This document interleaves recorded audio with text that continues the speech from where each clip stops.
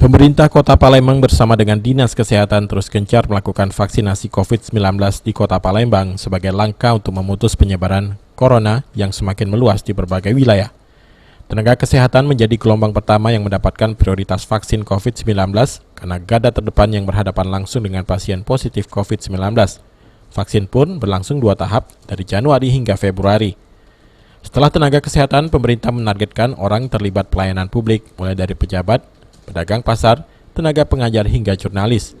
Pemerintah melalui izin BPOM memberlakukan vaksin bagi lanjut usia dengan pengecekan kesehatan yang sama peserta lainnya. Kini vaksinasi mulai menyasar kepada masyarakat umum dan remaja.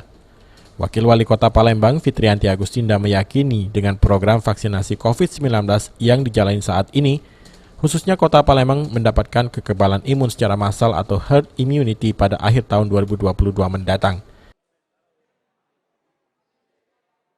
Vaksinasi COVID ini dan target kita untuk tahun 2021 ini setidaknya 70% dari 1,3 juta jiwa, insya Allah mudah-mudahan bisa tercapai untuk mendapatkan vaksinasi COVID-19.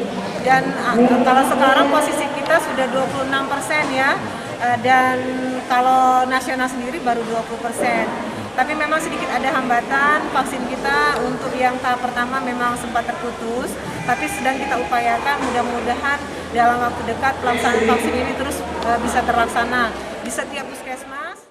Selain itu, Fitri juga meminta masyarakat untuk memanfaatkan vaksinasi COVID-19 secara gratis ini. Abidin Riwanto, PAL TV.